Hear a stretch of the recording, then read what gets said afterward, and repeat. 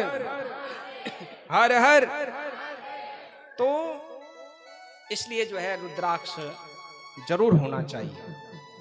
रुद्राक्ष हमारे शरीर को स्वस्थ रखने में भी बड़ा मददगार है। और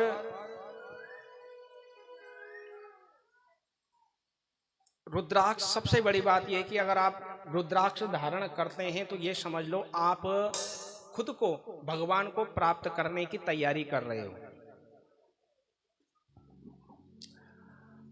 भगवान की कृपा को प्राप्त करने का एक बहुत ही सुंदर, सरल, सस्ता मार्ग है रुद्राक्ष को धारण करना। पर ऐसा नहीं कि जो लोग रुद्राक्ष धारण नहीं करते वो भगवान को नहीं पा सकते, पा सकते हैं, लेकिन उतनी तीव्रता से नहीं, फिर कि जितनी तीव्रता से वो भगवान शंकर को प्राप्त कर सकते।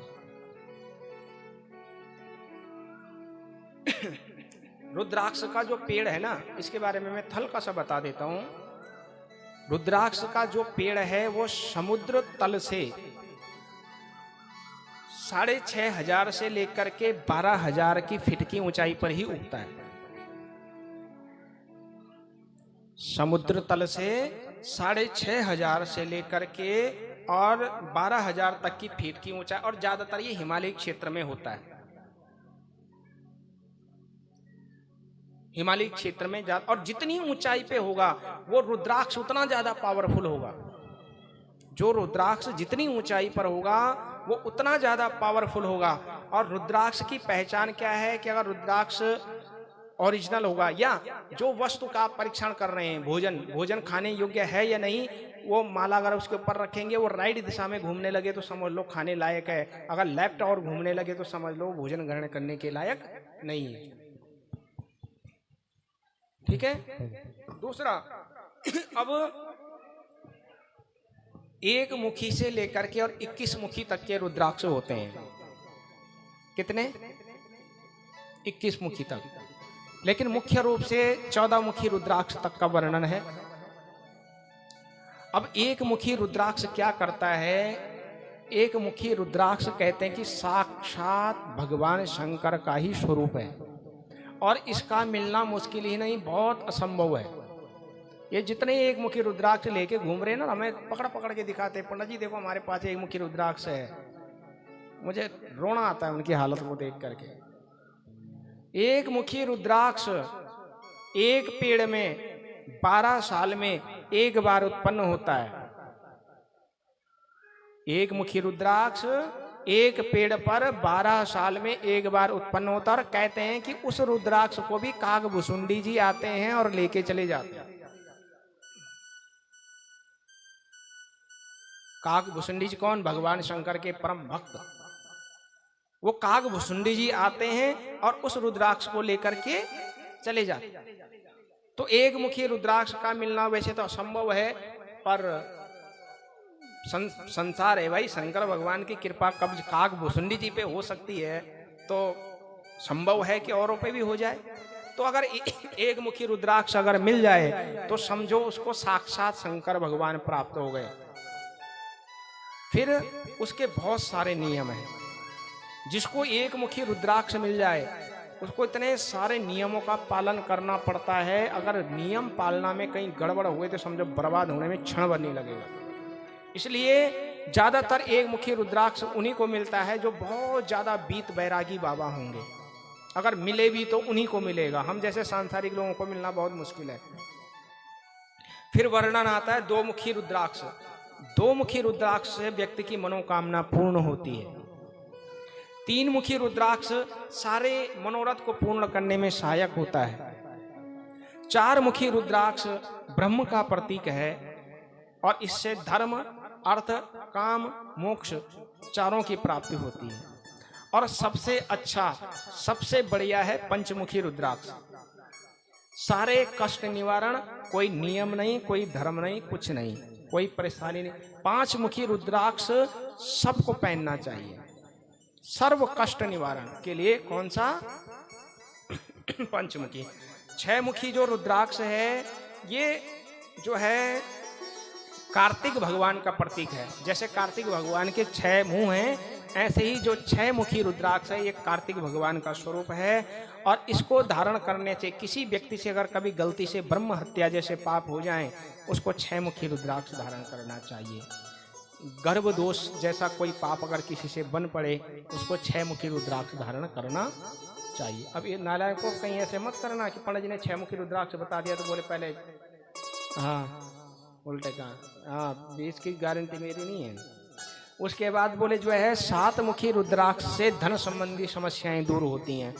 किसी किसी के जीवन में ऐसा होता है कि पैसा आता बाद में है और जाने का बिल उसका पहले ही बन जाता है, और 24 घंटे बहुत ज़्यादा ऐसी किल्लत हो, ऐसे व्यक्ति को 7 मुखी रुद्राक्ष धारण करना चाहिए।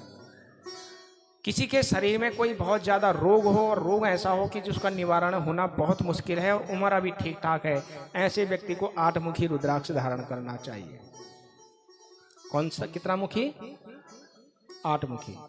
और 9 मुखी रुद्राक्ष उसको धारण करना चाहिए जो माँ का भक्त हो, माँ में जिसकी बड़ी प्रीति हो, माता रानी में, माँ पार्वती का, क्योंकि जो 9 मुखी रुद्राक्ष है वो नव दुर्गा का स्वरूप माना गया है। ऐसे जातक को 9 मुखी रुद्राक्ष धारण करना चाहिए। 10 मुखी रुद्राक्ष भगवान के दशावतार को दर्शाता है, और जो भगवान का विष्णु का परम भक्त हो उसको 10 मुखी रुद्राक्ष धारण करना चाहिए। 11 मुखी रुद्राक्ष साक्षात 11 रुद्रों का समान है। एकादश रुद्र के बराबर कौन है? 11 मुखी रुद्राक्ष। अब ये रुद्राक्ष 21 मुखी के रख हो सकते हैं। इसमें से सबसे सुरक्षित जो है पंचमुखी रुद्राक्ष है, जिसको बच्चे, स्त्री, बूढ़े कोई भी पहन सकता है। और एक रुद्राक्ष होता है गौरी शंकर रुद्राक्ष। कौन सा? गौरी शंकर रुद्राक्ष। इस गौरी शंकर रुद्राक्ष को बोले जो धारण करे वो साक्षात भगवान गौरी शंकर को प्राप्त हो जाता है। इसलिए इस प्रकार ये रुद्राक्ष की महिमा है। अब भगवान शंकर ने जब सती जी की याद में रो रहे थे तो उनके नेत्रों से जो आंसू गिरे वो क्या बने? रुद्राक्ष। अब ये कहां कहां गिरे वो सुनो। ये गिरे सबसे पहले गिरा मथुरा में, अयोध्या में, मलयाचल पर्वत में, लंका में, जितने भी हिमालयी क्षेत्र हैं वहां, और पर्वत श्रृंखलाओं की जो मालाएं हैं उनकी जड़ में ये भगवान शंकर के आंसू गिरे, और वहां से रुद्राक्ष के पेड़ क्या हुए हैं? वो सिर्फ रुद्राक्ष वही है, बाकी उनके बीज ला करके, उनकी कलम काट करके जहां कहीं भी बोए गए, जो हम यहाँ देहरादून में भी कुछ कुछ जगह देखते हैं, ये कोई भी रुद्राक्ष नहीं है, ये सब भद्राक्ष है। क्या है? जहां जहां आंसू गिरे वहां से जो पेड़ उत्पन्न हुए वो रुद्राक्ष, और उन पेड़ों से जो और पेड़ उत्पन्न हुए वो क्या है? भद्राक्ष। इसलिए ओरिजिनल जो रुद्राक्ष है अभी आपको ज्यादातर Indonesia, Nepal, Bhutan, Burma, Cambodia और हमारे ऊपर के जो हिमालयी क्षेत्र हैं यहीं आपको रुद्राक्ष मिलेगा। बाकी यहाँ जितने भी दिख रहे हैं ये सब क्या है? भद्राक्ष। और इनकी इतनी महिमा नहीं है। महिमा है, शंकर स्वरूप है, लेकिन जो स्पंदन, जो ऊर्जा उस रुद्राक्ष में, जो तेज है, कहीं ना कहीं इनमें और उनमें कुछ ना कुछ न्यूनाधिक है। तो इस प्रकार भगवान सूत जी महाराज कहते हैं कि ऋषियों, रुद्राक्ष का दाना जितना छोटा होगा उतना बढ़िया फल देगा। ठीक है? सामान्य रुद्राक्ष आंवले के दाने के बराबर होता है। किसके बराबर? आंवले के दाने के बराबर। और जो आंवले के दाने के बराबर रुद्राक्ष होगा वो सबसे ज्यादा शक्तिशाली रुद्राक्ष होता है। और जंगली बेर की गुठली के दाने के बराबर जो रुद्राक्ष है वो सामान्य है। धात्री फलम प्रमाणम यत श्रेष्ठम हेत उदाहरणम बद्री फल मात्रम तो मध्यमम संप्रकीर्तितम। आंवले के बराबर का जो रुद्राक्ष है वो शक्तिशाली है, और बद्री फल, बेर के फल के जितना रुद्राक्ष वो क्या है? मध्यम। अब देखो कितने रुद्राक्ष को धारण करने से क्या फल प्राप्त होता है? बोले 11,000 रुद्राक्ष को धारण करने से वो साक्षात रुद्र स्वरूप हो जाता है। 5,500 रुद्राक्ष धारण करने से वो सारे मनुष्यों में श्रेष्ठ हो जाता है। अब किस अंग में कितना रुद्राक्ष, जैसे भस्म धारण करना है ना,